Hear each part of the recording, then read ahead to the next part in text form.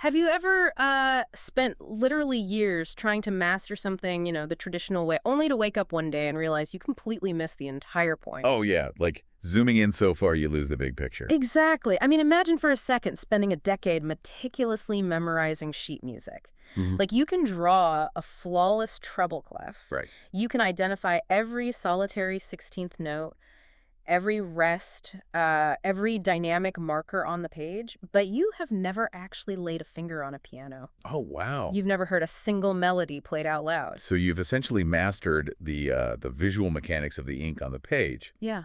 but you were completely deaf to the actual music itself. Yeah, that tension, between memorizing the syntax and actually grasping the melody, that is the beating heart of our deep dive today. It really is. We are cracking open a really fascinating piece of modern commentary on Islamic theology, looking specifically at Surah Az-Zukhruf, verses 43.2 and 43.3. And what makes this text so gripping is how the author uses these specific verses to just completely flip our standard everyday expectations of religion and science and human behavior. Yeah, it takes a lot of preconceived notions and just turns them upside down. It does. And just to set the ground rules, as we always do with theological or politically charged texts, we aren't here to endorse a specific religious viewpoint or declare, what is right or wrong. Right. Yeah. We are strictly here to impartially unpack the philosophical arguments the author presents, because the framework they've built here is incredibly thought-provoking. It's super interesting. Our mission today is to really explore a radically different interpretation of what a holy book actually is. We're going to examine the author's argument for how the unbreakable laws of physics intersect with the heavy burden of human free will. And finally, we'll tackle a highly controversial real-world question raised by the source, which is, why isn't the Islamic call to prayer, the Adhan, routinely recited in English or Malayalam or Urdu or whatever the local language happens to be? Yeah. For anyone who loves pulling concepts apart just to see how they work, the learner out there, this deep dive is basically a masterclass in why true deep understanding has to trump rote memorization. Absolutely. And to get to that core of understanding, the source actually starts as far away from human language as you can possibly get. Okay. We start with the actual physical architecture of the universe itself. Right. The commentary zeroes in on Surah 43.2, which roughly translates to by the book that makes things clear. By the book that makes things clear. Got it. Yeah.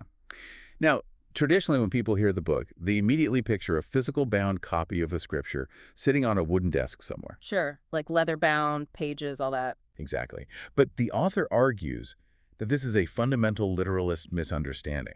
Because, logically speaking, there are no printing presses in heaven. Exactly the author's point. The argument is that the book mentioned in this specific verse is something entirely cosmic. It is described as a heavenly mother book. The mother book. Yeah.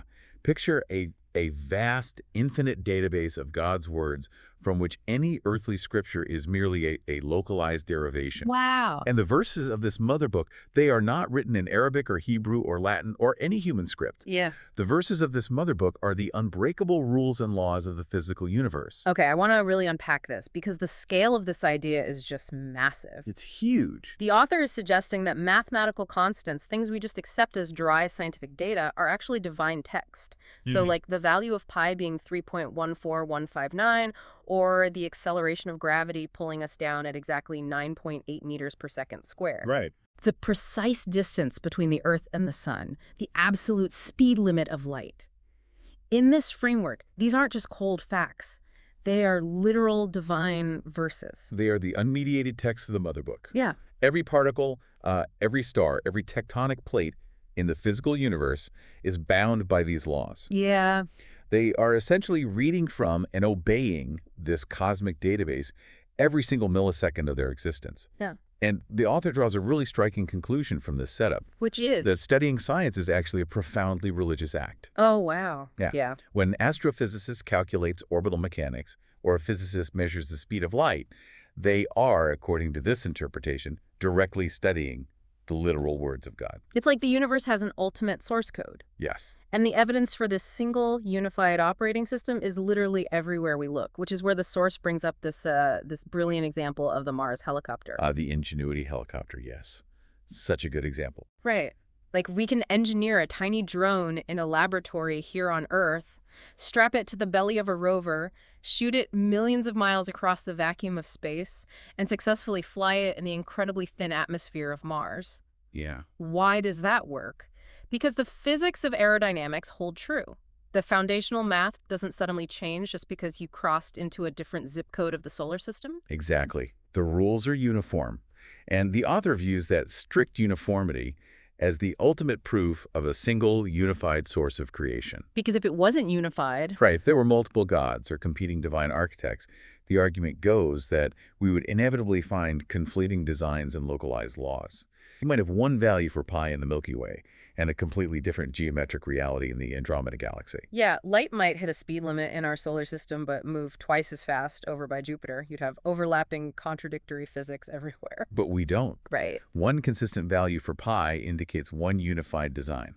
One design indicates one author. That is so interesting. Yeah, the aerodynamics of Mars matching the mathematics of Earth is essentially a perfectly translated verse from the Mother Book, proving that singular authorship. Okay, I'm stuck on something here, though. Okay. If pi and gravity are already doing all the heavy lifting, and the entire universe is humming along on this flawless mathematical autopilot, Right.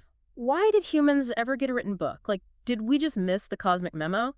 If the instructions are already baked into the fabric of reality, sending prophets with written scrolls seems incredibly redundant. It does seem that way. Which brings us to the ultimate wild card in this entire theological framework, which is human free will. Ah, free will. In the heavens and in the broader natural world, the author argues that there's absolutely no free will. Angels, planets, stars, plants, animals, they do not require written revelations or holy books to guide their behavior. Because they just do what they are programmed to do. I mean, a rock doesn't sit there and contemplate the morality of falling when you drop it. Exactly. Yeah. The author uses a phrase here to describe this automatic obedience that is incredibly potent. They write, righteousness is like gravity. Whoa, yeah. Righteousness is like gravity. Just Dang. let that concept sit in your brain for a second. It's heavy. That means for a star, just existing and burning hydrogen into helium is an act of perfect obedience. Yes. For a redwood tree, photosynthesizing and growing toward the sunlight is perfect righteousness. They physically cannot choose to be unrighteous. The rules of their moral behavior are woven directly into their atomic structure. Humans, however, are the glaring anomaly in this perfect cosmic machine. Right, because we can choose. Because humans possess free will, we do not operate on pure, unbroken causality like a planet locked in orbit. The author describes human consciousness as having a nothingness, a literal gap between cause and effect. Like a processing delay. Yes. And in that gap, we are forced to make a choice. Okay. If you drop a rock, the cause is gravity, the effect is falling, no gap. If someone insults a human, there's the cause, but the effect isn't automatic. Yeah, you have to decide what to do. There is a gap where you choose whether to strike back, walk away, or forgive. That gap is where we exercise our freedom. It is also the space where, according to this theology, God's help can intervene to change the outcome. Wow. We alone are given the option to either align ourselves with the harmonious rules of the universe or to entirely reject them. That is an exhausting, terrifying amount of freedom. It really is. We essentially have the capacity to go against the grain of the entire cosmos. Every galaxy, every ocean current, every atom is moving in one continuous, harmonious direction, completely obedient to the Mother Book. Right. And a human being can just decide to turn around and walk the opposite way. Nature is righteous by default. Humans have the terrifying burden of having to actually figure it out and choose it daily. And that burden of choice is exactly why human language finally enters the picture. Okay, here we go. This brings us to the next verse analyzed in the source, Surah Az-Zukhruf 43.3, which translates to, "We have made it an Arabic Quran so that you may understand." Based on everything we've established about the Mother Book, the author argues the earthly Quran, the physical text, is not the entirety of God's word. It is a highly distilled, localized, and understandable subset of that massive cosmic database. A regional port, essentially, taking all that infinite, abstract, cosmic data and formatting it into an Arabia-compatible file type. That's a great way to put it. The Mother Book didn't need human language because it governed physical things without free will. But human brains need abstract moral choices translated into a recognizable format to navigate that gap between cause and effect we just talked about. Right. Language is that format. But the author makes a very specific and honestly somewhat controversial point here regarding the language itself. The earthly Quran is in Arabic simply because Prophet Muhammad was from Arabia. Hold on, I have to push back here. Okay, go for it. Because if you tell a traditional theologian that their sacred language is merely a functional localization file, they're going to lose their mind. Oh, absolutely. Isn't there supposed to be an inherent divine magic in the original syllables? Like, a lot of religious traditions believe the syntax, the grammar, the very vibration of the original tongue is sacred and untranslatable. It is a deeply entrenched perspective across many faiths, you're right. However, the author of our source text directly challenges that idea. They view language as purely functional. It's a mere carrier for ideas, not the holy object itself. Interesting. To support this, the author points out that angels who reside in the heavens don't use language at all. Oh, right, because of the free will thing? Exactly. They have no free will, no need to debate moral choices, and therefore absolutely no need for grammar or vocabulary. They just execute the code. Furthermore, the source notes that major revered prophets like Abraham and Moses never spoke a single syllable of Arabic, yet they interacted perfectly with the divine and fulfilled their missions. So treating the Arabic language as the magic sacred element is essentially like staring at a USB thumb drive and worshiping the plastic casing, completely ignoring the files downloaded inside it. That is a perfect analogy for the author's stance. They argue you can spend 10 years memorizing the rules of Arabic, and nothing happens if you're just repeating sounds without grasping the underlying meaning. Yeah. The author asks a great rhetorical question. Can you learn conversational Latin and suddenly understand the complexities of quantum physics or advanced chemistry? Of course not. That doesn't make any sense. Because language is just the vehicle. It's the car we use to travel. The actual destination, the moral lesson, is all that matters. Right. According to this commentary, the text was given in Arabic as a mercy to the prophet. It was done specifically so that the understanding part could happen immediately, without him having to spend a lifetime trying to scientifically decipher the raw, embedded code of the universe, just to figure out how to treat his neighbor. It's wild how easily our brains default to memorization instead of comprehension. Oh, human nature. It's so much easier to memorize the jargon of a new field or the vocabulary of a language than to actually rewire how we understand the world. But the source makes a really compelling point about how our modern hyper-connected context changes our relationship to this vehicle. Right. 100 years ago, if you wanted to deeply engage with the concepts in the Quran, learning Arabic might have been a practical, logistical necessity just to access the scholarship. The barrier to entry was the language itself. Exactly. Today, the landscape is entirely different. We have incredibly sophisticated translations in almost every spoken language, alongside centuries of detailed, accessible commentary. The author asserts that for the modern person seeking moral lessons, learning Arabic is absolutely not a mandatory requirement for understanding the text. It might be necessary for academic textual analysis, or reciting specific ritual prayers, but the core concepts, the files on the thumb drive, are fully accessible in English, French, Mandarin, whatever. Because the vehicle doesn't matter as long as the cargo arrives safely in your brain. I love that. And this fierce insistence on understanding over mere recitation leads the author to a fascinating and highly provocative real-world thought experiment. Okay, let's hear it. If understanding the message is the ultimate goal of the language, what happens when a community performs a crucial religious ritual in a language the local population absolutely does not speak? The friction there seems huge, and we are talking specifically about the Adhan here, right? Yes. The Islamic call to prayer that is broadcast from mosques all over the world multiple times a day. Yes. The author addresses that friction head-on. They ask a challenging question. Why isn't the Adhan routinely recited in English or Malayalam or Urdu, depending on the location of the mosque? Right. Why isn't it broadcast in a language the local community can actually comprehend? Because based on the logic the author just laid out, if you strip away the comprehension, you are stripping away the fundamental purpose of the language. Precisely. The source points out that when the human brain encounters a language it doesn't know, it instantly stops processing it as communication. It ceases to be a message and simply becomes a musical phenomenon. The author compares it to listening to a news broadcast in Mandarin when you only speak English. You hear the rhythm, you notice the fluctuations in pitch and tone, but zero information is being transferred to you. The urgent message of the broadcast is completely lost. Let's explore the counter-argument for a second, though, Sure. because the pushback to this is usually about global unity, right? Right, right. The idea that a Muslim traveler from Indonesia can land in London or Cairo or New York, hear the Adhan in Arabic, and immediately feel at home. It's a shared sonic identity. Translating it might gain local understanding, but doesn't it fracture that global historical cohesion? That is the core of the traditional defense. But the author's counter to that defense is remarkably blunt. Oh. Yeah. According to this framework, prioritizing a global sonic identity over local understanding reduces a profound theological declaration to mere noise. Wow. In fact, the author complains about the Adhan broadcast near their own house, noting it is recited so poorly that it doesn't even qualify as music.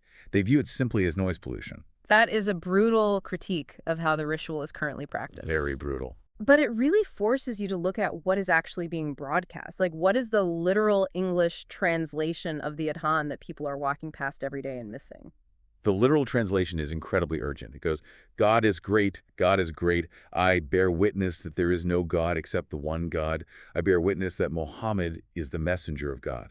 Hurry to the prayer, hurry to salvation.